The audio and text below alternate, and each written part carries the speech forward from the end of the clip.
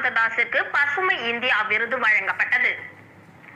புதுச்சேரி தாகூர் அரசு கலை மற்றும் அறிவியல் கல்லூரியின் முதல்வர் டாக்டர் சசிகாந்த தாஸுக்கு சுற்றுச்சூழல் மற்றும் பசுமையை பேணி காத்தமைக்காக புதுதில்லி திவே அறக்கட்டளை பசுமை இந்தியா விருதை வழங்கியது. நாட்டின் சுற்றுச்சூழல் மற்றும் பசுமையை பேணி காத்து தேசத்திற்கு தொண்டு செய்யும் அனைத்து தனிநபர்கள் மற்றும் நிறுவனங்களை அங்கீகரித்து கௌரவிக்கும் வகையில் பசுமை இந்தியா விருது வழங்கும் நிகழ்வு அண்மையில் புதுதில்லியில் நடைபெற்றது. இந்த நிகழ்வில் பல்வேறு உயர் அதிகாரிகள், கௌரவ விருந்தினர்கள், சமூக ஆர்வலர்கள், தன்னார்வ தொண்டர்கள், கார்ப்பரேட் நிறுவனங்கள் மற்றும் தொண்டு அமைப்புகளை சேர்ந்தவர்கள் அவரவர் முயற்சிகளுக்காக கௌரவிக்கப்பட்டனர். அந்த வகையில் கல்லூரியின் தரிசு நிலத்தை நகர்ப்புற பசுமை காடாக மாற்றியதில் டாக்டர் சசிகாந்த தாஸின் சிறந்த பங்களிப்பை பாராட்டி சுற்றுச்சூழல் மற்றும் பசுமை முயற்சிகள் என்ற பிரிவின் கீழ் பசுமை இந்தியா விருது வழங்கப்பட்டது.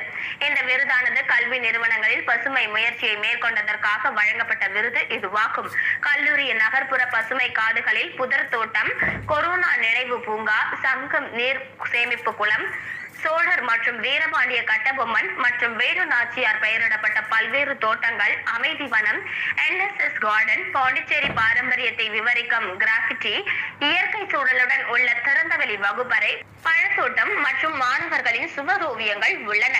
கல்லூரி இப்போது சுற்றுச்சூழலுக்கு உகந்த சூழலை கொண்டுள்ளது மற்றும் மாணவர்கள் திறந்தவெளி வகுப்பறைகளில் கற்கும் வாய்ப்பு உள்ளது. கல்லூரி வளாகத்தில் உள்ள அரிய வகை மரங்கள் மற்றும் செடிகள், கொடிகள், பூச்செடிகள் மாசு இல்லாத காற்றை வழங்குகிறது. பசுமை வளாகத்தின் ஒரு பகுதி முயல்கள், வாத்துகள் மற்றும் புறாக்களின் வாழ்விடமாகவும், பறவைகள், பட்டாம்பூச்சிகள் மற்றும் தேனீகளின் புகலிடமாகவும் மாறியுள்ளது.